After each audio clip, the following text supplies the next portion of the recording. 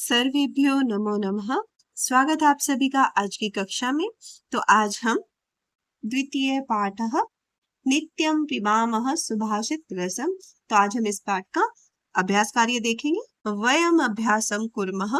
प्रश्नानाम् उत्तराणि एक पदेन लिखन्तु। प्रश्नों के उत्तर एक पद में लिखो। पहला प्रश्न है नरः कतिभिः वकारैः पूजितः भवति। पंचभिः वकारैः पूजितः भवति।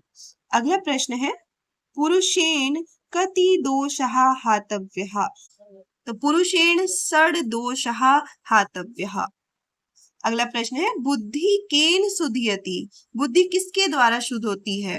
तो बुद्धि ज्ञानेन शुध्यति। बुद्धि ज्ञान के द्वारा शुद्ध होती है। अगला प्रश्न है जल बिंदु निपातेन क्रमशः कः पूर्यते। जल की बूंद गिरने से निरंतर क्या भरता है। घटः पूर्यते, घड़ा भरता है। अगला प्रश्न है आलस्यम केषां महान रिपुः अस्ति। आलस्य किसका महान रिपु है। तो मनुष्य नाम। आलस्य मनुष्य का महान शत्रु है। आगे चलते हैं निम्नलिखितानां प्रश्नानां उत्तराणि पूर्ण वाक्येन लिखन्तु। नीचे दिए गए प्रश्नों के उत्तर पूर्ण वाक्य में लिखो।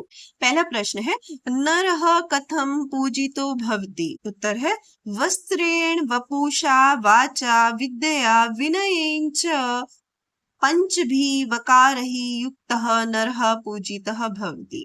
वस्त्र, शरीर, वाचा वाणी, विद्या और विनय, इनसे इन पांचों वकार से युक्त नर पूजित होता है। अगला प्रश्न है पुरुषेण के दोषः हातव्यः। षड दोषः पुरुषेण इह हातव्यः भूतिम इच्छता निद्रा तंद्रा भयम क्रोधः आलस्यम दीर्घ सूत्रता च। तो जो पुरुष ऐश्वर्य चाहता है तो उसे निद्रा, तंद्रा अर्थात अकर्मण्यता, भय, क्रोध, आलस्य और दीर्घ सूत्रता को त्याग देना चाहिए। तो इन 6 दोषों को त्याग देना चाहिए। अगला प्रश्न है कस्य बुद्धि विस्तारिता भवति। किसकी बुद्धि बढ़ती है। यह पठति लिखति पश्यति परिपृच्छति पंडितान आश्रयति च तस्य बुद्धि दिवाकर किरणैः नलिनी दलम इव विस्तारितः भवति। तो जो पढ़ता है, लिखता है, देखता है, पूछता है, पंडितान विद्वानों के आश्रय में रहता है, तस्य बुद्धि उसकी बुद्धि दिवाकर किरण सूर्य की किरणों से नलिनी दलम इव जैसे कमल विकसित हो जाता है उसी के समान उसकी बुद्धि भी बढ़ती है। आइए आगे चलते हैं। अगला प्रश्न है किम कृत्वा मनुष्य है ना अवसीदति। क्या करके मनुष्य को अवसाद नहीं होता है। तो उद्यमम कृत्वा मनुष्य है ना अवसीदति। उद्यम करके, परिश्रम करके, मेहनत करके मनुष्य को अवसाद नहीं होता है। आगे चलते हैं व्यासस्य वचन द्वयम किम। व्यास के 2 वचन क्या है। तो क्या है व्यास के 2 वचन। वेद व्यासस्य वचन द्वयम अस्ति। वेद व्यास के 2 वचन है परेषाम उपकारेण पुण्यम भवति परेषाम पीड़नेन पापम भवति इति। दूसरों का उपकार करना ही पुण्य होता है और दूसरों को पीड़ा पहुंचाना ही पाप होता है। अगला प्रश्न है उदाहरण अनुसारम श्लोकांशान यथो उचितम योजयन्तु। उदाहरण के अनुसार श्लोकों के अंश को यथा उचित श्लोक के अंश से मिलान करना है। तो ये हमारे पास श्लोकांश है। तो पहला श्लोकांश है हमारे पास विद्या वपुषा वाचा वस्त्रेण विनयेन च। तो इसका मिलान किससे होगा। वकारैः पंचभिर्युक्तो नरो भवति पूजितः। अगला है षड दोषः पुरुषेण हातव्या भूतिम इच्छता। इसका मिलान होगा निद्रा तंद्रा भयम क्रोध आलस्यम दीर्घ सूत्रता। इधर एक तरफ श्लोक का आधा हिस्सा है, आधा हिस्सा श्लोक का इधर है, तो हमें इन दोनों का मिलान करना है। तो अगला है हमारे पास अद्भिर्गात्राणि शुध्यन्ति मनः सत्येन शुध्यति। तो इसका मिलान किससे होगा विद्या तपोभ्याम भूतात्मा बुद्धिर्ज्ञानेन शुध्यति। अगला है उत्तरम यत् समुद्रस्य हिमाद्रैश्चैव दक्षिणम। तो मिलान होगा वर्षम तद भारतम नाम भारती यत्र संतति। जल बिंदु निपातेन करम सह पूर्यतः घट, तो इसका मिलान होगा सह हेतु सर्व विद्यानाम धर्मस्य च धनस्य च। अगला आगे चलते हैं। अगला प्रश्न है निम्नलिखितानां वाक्यानां समानार्थकान् श्लोकांशान् पाठात् चित्वा लिखन्तु। तो निम्नलिखित वाक्यों के समानार्थक श्लोकों के अंश पाठ से चुनकर लिखो। तो पहला है मधुरवाण्या सर्वे प्रसन्नः भवति। तो इसके समान अर्थ वाला पाठ में क्या श्लोक आया है, क्या पंक्ति आई है, वो हमें यहाँ लिखनी है। तो क्या पंक्ति आई है, प्रिय वाक्य प्रदानेन सर्वे तुष्यन्ति जन्तवः। अगला है परिश्रमेण तुल्य बांधवा न अस्ति, अर्थात परिश्रम के समान कोई भी बंधु या मित्र नहीं है। तो इसके तुल्य, इसके समान अर्थ क्या पंक्ति आई है पाठ में, ना अस्ति उद्यम समो बंधु कृत्वा यम ना अवसीदति। उद्यम के समान, परिश्रम के समान कोई बंधु नहीं है जिसे करके व्यक्ति को कभी भी अवसाद नहीं होता है। आइए आगे चलते हैं। परोपकारेण मानवस्य पुण्य अर्जनम भवति। परोपकार से मानव को पुण्य अर्जन होता है। परोपकार करने से मानव को, परोपकार के द्वारा मानव को पुण्य अर्जन होता है। तो इसके समान क्या पंक्ति आई है, परोपकारः पुण्याय पापाय परपीडनम्। परोपकार से पुण्य होता है और परोपकार ही पुण्य होता है और दूसरों को पीड़ा पहुंचाना ही पाप होता है।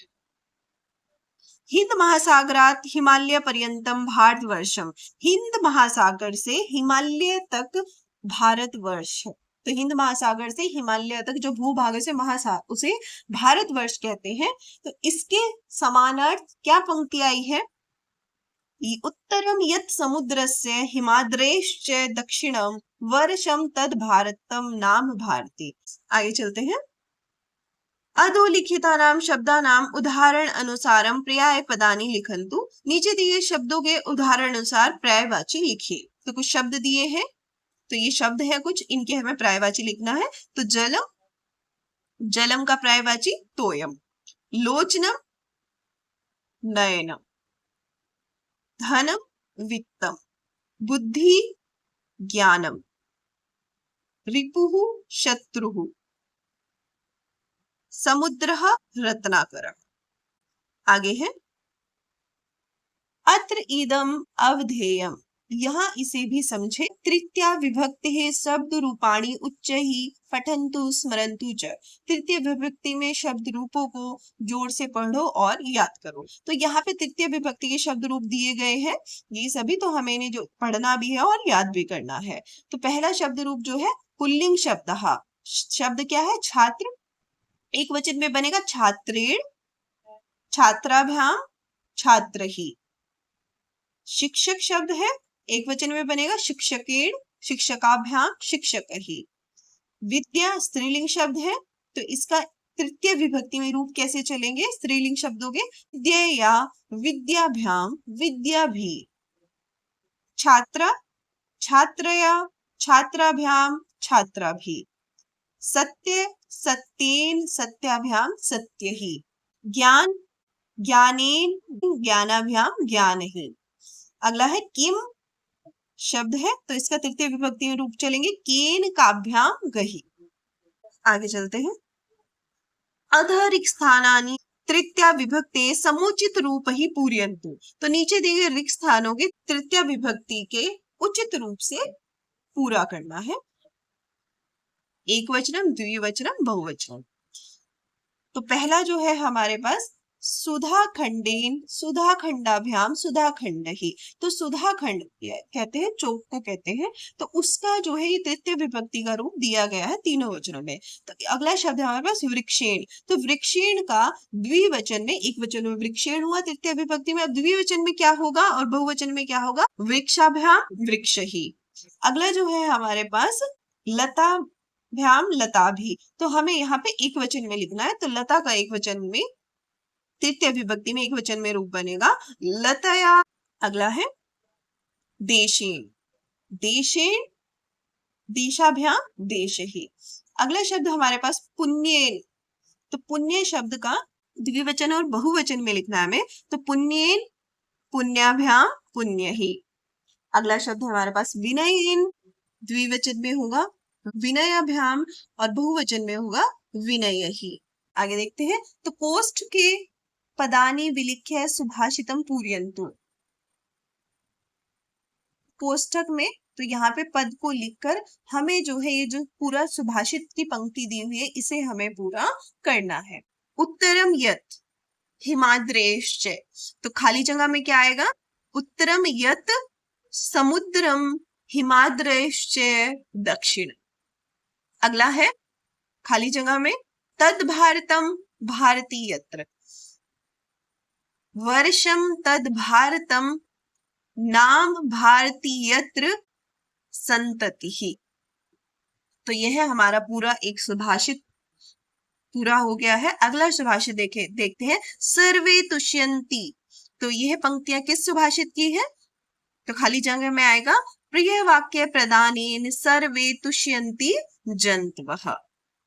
तस्मात् खाली जगह में आएगा तदेव वक्तव्यम वचने, आगे क्या आएगा खाली जगह में? का दरिद्रता। ठीक है, तो इस तरह से ये हमारा दूसरा सुभाषित भी पूरा हो गया है। आगे चलते हैं, उपयुक्तानि सुभाषितानि पठित्वा रिक्तस्थानानि पूरयन्तु। तो उपयुक्त सुभाषित को पढ़कर रिक्त स्थान को पूरा करना है। तो ये हमारे पास रिक्त स्थान है, तो यहाँ पे भी हमें सुभाषित की पंक्ति दी गई है और हमें रिक्त स्थान में उचित शब्द से भर के उन पंक्तियों को पूरा करना है। तो पहली पंक्ति है हमारी, आलस्यम ही मनुष्यानाम डैश महान रिपुः। आलस्य ही मनुष्यानाम शरीरस्थो महान रिपुः। अगला है रिक्त स्थान, वचने का दरिद्रता। तो क्या आएगा यहाँ पे? तस्मात् तदेव वक्तव्यम वचने का दरिद्रता। अगला है यह पठति लिखति पृच्छति। तो खाली जगह में क्या आएगा? पंडितान उपाश्रयति। अगला है स हेतु सर्व विद्यानाम रिक्त स्थान धनस्य च। तो रिक्त स्थान में क्या आएगा? धर्मस्य च। अगला है भूत आत्मा बुद्धिर ज्ञाने शुद्धयति। खाली जगह में क्या आएगा? विद्या तपोभ्याम भूत आत्मा बुद्धिर ज्ञाने शुद्धयति। आगे है योग्यता विस्तरः। तो योग्यता विस्तार में क्या है? प्रियाय पदानि अमरकोशः। तो अमरकोश ग्रंथ में जो ये नीचे शब्द दिए गए हैं इनके जो पर्यायवाची दिए गए हैं उनका वर्णन यहाँ पर किया गया है। अगला है परियोजना कार्यम। तो परियोजना कार्य में क्या है? शुद्ध इति धातुः लट लकारस्य रूपाणि स्फोरक पत्रे लिखित्वा आनयन्तु। तो शुद्ध धातु के लट लकार के रूप स्फोरक पत्र पे लिखकर लाओ। सुभाषितेषु आगतानि तृतीया विभक्ति रूपाणि संगृह्य उत्तर पुस्तिकायां लिखन्तु। तेषां प्रयोगं कृत्वा वाक्यानि अपि लिखन्तु। सुभाषितों में आए हुए तृतीय विभक्ति के रूपों का संग्रह करके उत्तर पुस्तिका में लिखो और उनका प्रयोग करके वाक्य भी लिखो। इसी के साथ हमारी आज की कक्षा समाप्त होती है। धन्यवाद।